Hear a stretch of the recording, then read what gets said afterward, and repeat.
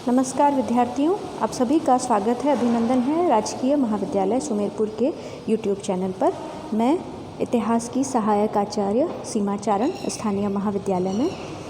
आज जो यूट्यूब का वीडियो है वो तृतीय वर्ष यानी अंतिम वर्ष के प्रथम प्रश्न पत्र, जिसमें आधुनिक भारत में ऐतिहासिक प्रमुख घटनाएं, प्रमुख ब्यौरे दिए गए हैं, प्रशासनिक व्यवस्था भी आएगी उसमें। उससे पहले जानने से पहले आधुनिक भारत का इतिहास बच्चों जब शुरू करते हैं हम, तो 1707 में अंतिम शक्तिशाली मुग़ल शासक औरंगज़ेब की मृत्यु के बाद से आधिकारिक रूप से कहें या अनाधिकारिक रूप से कहें, जब हम आधुनिक काल लेते हैं तो यहीं से इसकी शुरुआत हम मानते हैं। मुग़ल शासकों की जो परंपरा बाबर, अकबर से लेकर के औरंगज़ेब तक चलती चली आई थी, जिसमें शक्तिशाली शासक, बड़ा बड़ा साम्राज्य, शान और शौकत, वैभव, आर्थिक समृद्धि, कला साहित्य के क्षेत्र में उत्कृष्ट योगदान, ये सारी बातें अब पीछे रहने वाली थी। औरंगज़ेब के बाद में कौन कौन से शासक हुए, अंग्रेज़ों ने कैसे भारत पर कब्ज़ा किया, उसके बारे में जानने से पहले उस समय भारत की राजनीतिक स्थिति क्या थी, ये जानना हम सभी के लिए बहुत आवश्यक है, ताकि हम उसको समराइज़ आसानी से कर सकें, मेमोराइज़ आसानी से कर सकें। तो आज हम बात करने जा रहे हैं औरंगज़ेब के बाद में मुग़ल शासक गद्दी पर बैठने वाले शासकों के बारे में, उनके शासनकाल की प्रमुख घटनाओं के बारे में। सबसे पहला जो कि औरंगज़ेब के बाद मुग़ल तख्त का दावेदार था, वो था बहादुर शाह प्रथम। इसका शासनकाल था 1707 से लेकर 1712 ईस्वी तक। जब ये बादशाह बना तब इसकी आयु थी 65 वर्ष। यानी आप समझ सकते हो कि कितना एक्टिव रहा होगा और कितना अपने साम्राज्य के विस्तार में या प्रशासनिक जो अव्यवस्था फैल चुकी थी उसको दूर करने में, उसको निराकरण करने में, प्रयास में वो कितना सक्षम होगा और कितनी उसकी रुचि होगी, ये उसकी उम्र को देखकर हम अंदाज़ा लगा सकते हैं। इसने औरंगज़ेब के विपरीत शांतिप्रिय नीति अपनाई और इसका स्वभाव वास्तव में अच्छा था। इसके कारण दरबार में जो अलग अलग गुट बन गए थे, ईरान से आए हुए ईरानी, तुर्की से आए हुए तुरानी, अफ़गानी, इन सारे गुटों के बीच में उसने एक सामंजस्य की स्थिति बनाए रखी। इसने मराठों और राजपूत दोनों के प्रति मैत्रीपूर्ण नीति अपनाई और शिवाजी का जो पुत्र संभाजी का पुत्र, शिवाजी का पौत्र शाहू, जो कि मुग़ल दरबार में कैद था, उसने उसे मुक्त करके मराठों के अंदर ही एक आपस में फूट डलवाने का काम किया, जिससे थोड़े समय तो ये मराठों की समस्या से मुक्त रहे। सिखों के विरुद्ध, बंदा बहादुर के विरुद्ध अभियान जारी रखे इसने, और इसी एक सैन्य अभियान के दौरान 1712 में इसकी मृत्यु हो गई। इतिहासकार सिडनी ओवन, जो कि प्रख्यात इतिहासकार हैं, उन्होंने बहादुर शाह के बारे में कहा है, बहादुर शाह प्रथम की मैं बात कर रही हूँ, कि ये अंतिम मुग़ल सम्राट था जिसके बारे में हम कुछ अच्छे शब्द कह सकते हैं। इसके बाद में मुग़ल साम्राज्य का स्पीडी और पूरी तरह से पतन होना निश्चित था, क्योंकि यहाँ बाद में इसके जो भी मुग़ल सम्राट आए उनमें राजनीतिक इच्छा शक्ति और तुच्छता, दोनों ही, इच्छा शक्ति का तो अभाव था ही था, वो परिस्थितियों को भांप लेने की जो पूर्वजों में उनकी क्षमता थी, उससे वे लोग विहीन हो चुके थे। इसके बारे में एक और प्रश्न कई बार पूछा जाता है। उस समय के जो इतिहासकार थे खफ़ी खान, उन्होंने कहा है कि राजकीय कार्यों में उसकी इतनी कम रुचि थी बहादुर शाह प्रथम की, कि इसे शाह बेखबर के नाम से जाना जाता था। बहादुर शाह की मृत्यु के बाद उत्तराधिकार का जो युद्ध छिड़ा, उसके दौरान इसके पुत्रों ने इतनी निर्लज्जता दर्शाई कि 1 महीने तक बादशाह का शव जो है वो बिना गाड़े ही पड़ा रहा। बहादुर शाह की मृत्यु के बाद 1 वर्ष तक मुग़ल राजगद्दी का वारिस बना जहांदार शाह 1712 से लेकर 1713 तक। बहादुर शाह के 4 पुत्र थे, जहांदार शाह, अज़ीमुशान, रफ़ीउशान और जहान शान। जहांदार शाह ने इन तीनों भाइयों की हत्या करवा कर इस सिंहासन को प्राप्त किया। ये सिंहासन प्राप्त करने में उसकी योग्यता से कहीं ज़्यादा हाथ था एक शक्तिशाली ईरानी अमीर जुल्फ़िकार खान, जिसको कि बाद में जहांदार शाह ने अपना शासनकाल में वज़ीर का पद देकर सम्मानित किया। इसके बारे में अगर जानना चाहें तो इतिहासकार खफी खान ने कहा है कि इसका जो शासनकाल है गायकों के लिए, नर्तकों के लिए, नाट्यकर्मियों के लिए बहुत अनुकूल था। जहांगीर शाह को जो है शासन से कोई लेना देना नहीं था। वज़ीर जो था जुल्फ़िकार खान, वो ही प्रशासन संबंधी, राजनीति संबंधी कई फैसले लिया करता था। जुल्फ़िकार खान ने वित्तीय स्थिति को सुधारने के लिए जागीर और पद जो थे उनके अंधाधुंध बंटवारे पर रोक लगा दी। इसके अलावा इसके दौरान एक इजारा नामक भू राजस्व की पद्धति जो है कि भू राजस्व ठेके पर दे दिया जाता था ठेकेदारों को, कि वो किसानों से कितना लेते उससे मतलब नहीं, जो ज़्यादा से ज़्यादा लगान सरकार को देगा उसी को भू राजस्व का ठेका दिया जाने लगा। इससे हुआ ये कि किसान जो है उनमें असंतोष फैला, साम्राज्य के विरुद्ध और जगह जगह विद्रोह भड़कने लग गए। जहांगीर शाह के समय राजपूत जो शासक थे मुख्य आमेर के और जोधपुर के, उनसे मेल जोल की नीति अपनाई गई। सवाई जयसिंह को मिर्ज़ा की उपाधि देकर के सम्मानित किया गया, उसे मालवा का सूबेदार बनाया गया। मारवाड़ का या जोधपुर के राजा अजीत सिंह को महाराजा की उपाधि दी गई और गुजरात का सूबेदार बनाया गया। इसके दौरान मराठों से समझौते के प्रयास हुए। हालांकि मराठे जो चाह रहे थे चौथ और सरदेशमुखी, उसकी ये तो कह दिया गया कि वो आपको मिलेगा, लेकिन इस चौथ और सरदेशमुखी की वसूली मुग़ल अधिकारियों के द्वारा की जानी थी। अब जो ये छोटा सा इसका शासनकाल था, इसके बाद में जो बहादुर शाह के एक पुत्र था अजीमुशान, उसके पुत्र फर्रुख सियर ने सैयद बंधु जो कि हिंदुस्तानी मूल के मुसलमान थे, उन अमीरों की मदद से जहांगीर शाह को सिंहासन से हटाकर उसकी हत्या करवा दी और स्वयं गद्दी पर बैठ गया। हालांकि इस तख्ता पलट के पीछे फर्रुख सियर की योग्यता से ज़्यादा था कि जहां जहांगीर शाह को जुल्फ़िकार खान का सपोर्ट प्राप्त था, फर्रुख सियर को अब सैयद बंधुओं का सपोर्ट प्राप्त हो गया, जो कि आगे चलकर की भारतीय इतिहास में किंग मेकर या राजाओं के निर्माता जो है पहली बार बनकर उभरने वाले थे। अब अगला मुग़ल शासक आता है फर्रुख सियर। 1713 से 1719 तक इसका शासनकाल रहा। इसको जो शासन या राजगद्दी की प्राप्ति हुई थी उसमें सैयद बंधु, इनके नाम बता देती हूँ मैं आपको, अब्दुल्ला खान और हुसैन अली खां, ये हिंदुस्तानी गुट के अमीर थे। बच्चों, हिंदुस्तानी गुट के वो अमीर हैं जिनके पूर्वज बाहर से आए हैं, लेकिन वो अब काफ़ी वर्षों से हिंदुस्तान में रहने लग रहे हैं। तो ऐसे गुट से ये थे, 12 के सैयद घराने से ये बिलोंग करते थे, वहाँ से ये आते थे। इन्होंने जो है आगे चलकर शासक निर्माता या किंग मेकर की भूमिका अपनाई। यहाँ इस वक्त दरबार में आते आते फूट साफ दिख गई थी। दरबार में अलग अलग तरह के गुट बन गए थे, जैसे ईरानी, मैंने बताया ईरान से आए हुए, तुरानी तुर्की से आए हुए, और हिंदुस्तानी जो विदेशी मूल के वो मुस्लिम जिनका जन्म हिंदुस्तान में हुआ है, जिनके दादा परदादा हिंदुस्तान में रह गए हैं। फर्रुख सियर ने तुरानी गुट का ही एक अमीर था निज़ामुल मुल्क चिनकिलिस खान, इसको दक्कन की सूबेदारी दी और उसको कहा कि आप औरंगाबाद को अपना मुख्यालय बनाएं। इसके अलावा जब मारवाड़ के अजीत सिंह से कुछ बात नहीं बनी तो इनके दौरान अजीत सिंह के विरुद्ध सैन्य अभियान किया गया और अजीत सिंह को पराजय स्वीकार करनी पड़ी और अपनी एक पुत्री का विवाह भी फर्रुख सियर से करवाना पड़ा। फर्रुख सियर को जो सबसे बड़ी सफलता हाथ लगी वो मैंने बताया आपको कि गुरु गोविंद सिंह की मृत्यु के बाद में सिखों का जो है नेतृत्व बंदा बहादुर ने शुरू कर दिया था। उसको बहादुर शाह के टाइम भी दबाने की कोशिश की गई थी, लेकिन कोशिशें ज़्यादा प्रभावी नहीं हो पाई। फर्रुख सियर के शासनकाल में बंदा बहादुर को पकड़ लिया गया और उसकी हत्या कर दी गई। 1719 में सैयद बंधुओं के जो उनका तख्ता पलट करने की, उनको हटाने की षड्यंत्र में फर्रुख सियर जो मुग़ल सम्राट था वो खुद ही शामिल हो गया। तो सैयद बंधुओं ने जो उसको हटाने की सोची, उससे पहले पेशवा, मराठाओं के जो पेशवा थे बालाजी विश्वनाथ से 1719 में दिल्ली की संधि कर दी।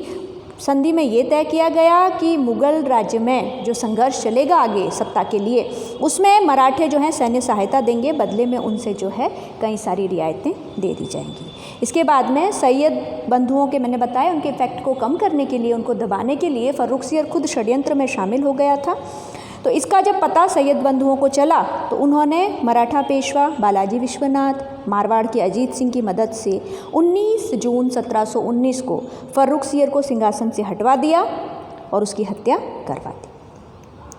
फर्रुख सियर की हत्या के बाद में सबसे पहले तो बहादुर शाह का एक और पुत्र था रफ़ी-उल-शान, उसके 2 पुत्रों रफ़ी-उद-दौला और रफ़ी-उद-दरज़ात को बारी बारी से मुग़ल राजा बनाया गया। ये कुछ ही महीनों के ही शासक रहे क्योंकि दोनों की असामान्य मृत्यु हो गई बीमारी की वजह से बारी बारी से। तो वापस से बार बार सैयद बंधुओं के सामने किसको जो है अगला मुग़ल बादशाह बनाया जाए जो कि उनकी कठपुतली की तरह काम करे, ये प्रश्न उपस्थित हुआ और ये खोज आकर के ख़त्म हुई रोशन अख्तर पे, जो कि मोहम्मद शाह के नाम से आगे चल कर के शासक बना। फ़र्रुखसियर के बारे में ये आपको बता देती हूँ कि इसको इतिहास जो है घृणित कायर के रूप में याद करता है। ये कायर था और इतना कि घृणा योग्य इसके कर्म थे, इसके जो प्रशासन संबंधी फैसले थे, इस कारण इसे घृणित कायर के नाम से जाना जाता है। अगला मुग़ल शासक बना मोहम्मद शाह, जिसका शासन काल काफ़ी लंबा था। आप कह सकते हैं अकबर और औरंगज़ेब के बराबर टाइम इसने रूल किया, 1719 से लेकर 1748 ईस्वी तक, यानी उसके पास बहुत लंबा टाइम पीरियड था। अगर उसमें महत्वाकांक्षा होती, अगर उसकी इच्छा शक्ति होती तो मुग़ल साम्राज्य में आ रहे पतन को, गिरावट को रोकने का वो प्रयास कर सकता था, लेकिन उसमें इच्छा शक्ति की भी कमी थी और सबसे बड़ी चीज़ वो अपने जो सरदार थे उन पर विश्वास भी बहुत कम किया करता था। इस कारण उसके काल में मुग़ल साम्राज्य के पतन में बहुत तेज़ी आई। इसका मूल नाम था रोशन अख्तर, लेकिन इसको मोहम्मद शाह की उपाधि के साथ मुग़ल तख्त पर बिठाया गया। मोहम्मद शाह के टाइम पीरियड में ही, जब सैयद बंधु, वैसे मैंने बताया फ़र्रुखसियर ने भी उसको हटाने की कोशिश की थी, लेकिन मोहम्मद शाह के समय में बाकी के जो ईरानी और तुरानी जो दरबार के सदस्य थे मुग़ल दरबार के, उन्होंने सैयद बंधुओं को हटाने के लिए षड्यंत्र रचा और दोनों भाइयों की हत्या करवा दी। पहले छोटे वाले भाई जो कि मीर बख्शी था उसकी हत्या करवाई गई, उसके बाद में बड़ा भाई जो कि दक्कन में सूबेदार था उसकी हत्या करवा दी गई। मोहम्मद शाह के टाइम में ही अलग अलग मुग़ल साम्राज्य के जो है टुकड़े होना शुरू हो गए थे। इसके टाइम में ईरान से आए हुए एक वज़ीर ने, सादत अली खान ने अवध की स्थापना की। इसके अलावा चिनकिलिस खान, जिसको कि आसफ़ जहाँ के नाम से या निज़ामुल मुल्क के नाम से जाना जाता है, उसने दक्कन में हैदराबाद की स्थापना की। आगे चल कर के मुर्शीद कुली खान ने बंगाल के स्वतंत्र राज्य की स्थापना की। ये 3 तो बंगाल, अवध और हैदराबाद बड़े स्टेट थे। इसके अलावा जाटों का राज्य जो कि भरतपुर और मथुरा में था, उनकी स्थापना हुई गई। फ़र्रुखाबाद के बंगश नवाबों ने अब स्वतंत्र सत्ता ग्रहण कर ली। कटहर में रुहेलों के नेतृत्व में एक नए साम्राज्य की स्थापना हुई। यानी इतने सारे राज्य इस साम्राज्य से टूट टूट कर नए स्वायत्त राज्यों के रूप में स्थापित हुए। हालांकि वार्षिक नजराना वो मुग़ल दरबार को भेजते रहे, लेकिन अपने आंतरिक मामलों में पूरी तरह से वो स्वतंत्र रहे, इसलिए जो है हम इसे स्वायत्त राज्य कहते हैं। इसी के शासनकाल में 1739 में भारत पर नादिर शाह का आक्रमण हुआ। नादिर शाह जो कि ईरान के नेपोलियन के नाम से प्रसिद्ध है, ईरान में उसको बहुत सम्मान की दृष्टि से देखा जाता है, उसने भारत पर हमला किया। करनाल के युद्ध में मुग़ल सेना बुरी तरह से पराजित हो गई और नादिर शाह ने जो बादशाह से मांग की, जब उसकी पूर्ति नहीं होती दिखी तो अपने सैनिकों को लेकर के दिल्ली में प्रवेश कर गया और उसने जो है लगभग 20,000 से अधिक लोगों का दिल्ली में कत्ल करवा दिया। 57 दिन तक वो लगातार दिल्ली में रहा। वो और उसकी सेनाएं दिल्ली को लूटती पीटती रहीं। इसके बाद जब वो वापस गया तो प्रख्यात मुग़ल राज सिंहासन जो तख्ते ताऊस था वो साथ में ले गया और इसके अलावा दुनिया का जो सबसे प्रसिद्ध कोहिनूर हीरा था, सबसे महंगा, वो भी अपने साथ वापस ले गया। मोहम्मद शाह के शासनकाल में ही नादिर शाह के उत्तराधिकारी अहमद शाह अब्दाली ने भारत पर पहली बार आक्रमण किया था। इसके बाद में मोहम्मद शाह के बारे में ये कहा जाता है कि वो ज़्यादातर अपना दरबार नर्तकों के, गायकों के साथ या हिजड़ों के साथ बिताता था, इसलिए उसे रंगीला की उपाधि से सम्मानित किया गया था। 1748 में मोहम्मद शाह की मृत्यु हुई तो उसके बाद में अगला शासक बना अहमद शाह। अहमद शाह जब शासक बना, इसका शासनकाल था 1748 से लेकर 1754 तक। अहमद शाह ने अवध के सूबेदार सफदरजंग, जो अवध के स्वायत्त शासक थे, उसी में से अगला जो कड़ी में शासक था, उसको अपना वज़ीर बनाया, जिसको प्रधानमंत्री कहते हैं। अहमद शाह के समय अहमद शाह अब्दाली जो कि अफ़गानी था, उसने कुल 5 बार भारत पर आक्रमण किया। भारत से जब वो वापस गया उसके बाद उसने रूहेला सरदार नजीबुद्दौला को भारतीय प्रदेशों की सूबेदारी सौंप दी थी। अहमद शाह के समय राजमाता उधमबाई नाम से एक प्रसिद्ध महिला थी जिसका प्रशासनिक कार्यों में बहुत ज़्यादा हस्तक्षेप हो गया था, जिससे जनता दुखी हो गई थी। 2 जून 1754 को जो वज़ीर था इसका इमादुल मुल्क, उसने मराठों की मदद से अहमद शाह को हटाकर आलमगीर द्वितीय को, जो कि अजीज़ुद्दीन था असली नाम उसका, उसको जो है अगला बादशाह बनाया। आलमगीर द्वितीय का शासनकाल बहुत छोटा रहा, 1754 से लेकर 1759 तक, मात्र 5 वर्ष से भी कम समय तक ये शासक रहा। ये अपने वज़ीर इमादुल मुल्क का कठपुतली शासक था। हाँ, एक चीज़ इसके बारे में याद रखनी ज़रूरी है कि 1757 में जब प्लासी का युद्ध लड़ा गया तब कई बार आपके कंपटीशन में प्रश्न पूछे जाते हैं कि उस समय मुग़ल बादशाह कौन था, तो ये था आपके आलमगीर सेकंड। उसके बाद अगला बादशाह जो बना शाह आलम द्वितीय, वो और उसके आने वाले उत्तराधिकारी मात्र मुग़ल शासकों का नाम मात्र थे, अपने दरबारियों की एक तरह से आप कह सकते हैं वो कठपुतली थे।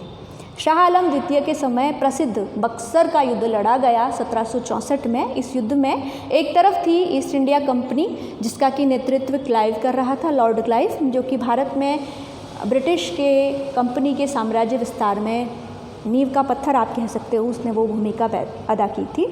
इस बक्सर के युद्ध में बंगाल का जो सस्पेंडेड नवाब था मीर कासिम, इसके अलावा अवध का नवाब शुजाउद्दौला और मुग़ल शासक शाह आलम द्वितीय, इन तीनों ने मिल करके अंग्रेज़ों से लोहा लेने की ठानी।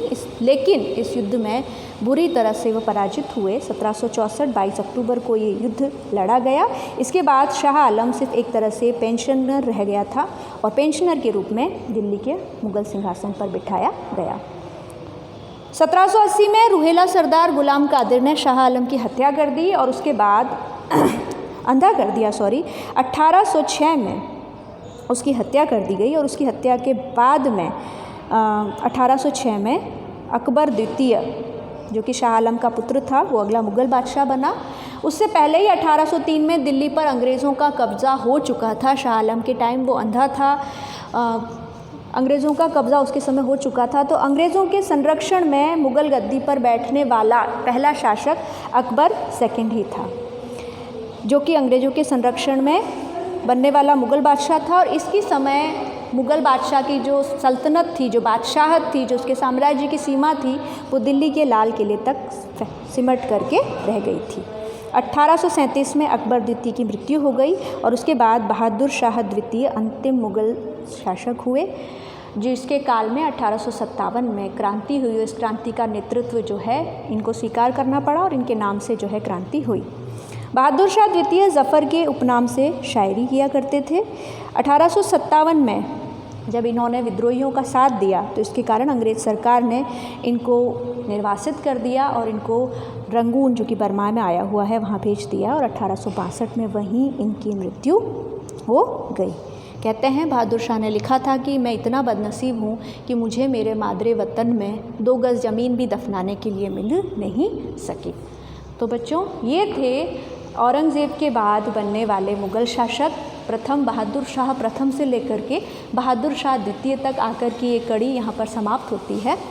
इस कड़ी में आप देखेंगे अलग अलग शासक आए, लेकिन सभी शासकों में सिवाय मोहम्मद शाह के किसी को ज़्यादा टाइम नहीं मिला और उसको जिसको टाइम मिला उसकी दिलचस्पी प्रशासन में, साम्राज्य विस्तार में, आर्थिक नए नए संसाधनों को ढूंढने में नहीं हो कर के शानो शौकत, ऐशो आराम के जीवन व्यतीत करने में थी। और यहीं आगे चल कर के मुग़ल साम्राज्य के पतन और उसकी बढ़ती कमज़ोरी का कारण बना। पहले नादिर शाह ने दिल्ली को लूटा तो उनकी मुग़ल जो शासकों की जो है कलई पूरी तरह से खुल गई। अलग अलग नए नए राज्य स्थापित होते चले गए और धीरे धीरे मुग़ल जो बादशाहत है वो बहादुर शाह तक आते आते सिर्फ दिल्ली के लाल किले तक सीमित रह गई थी। इतना कहकर ही आज का वीडियो यहीं समाप्त करते हैं। धन्यवाद।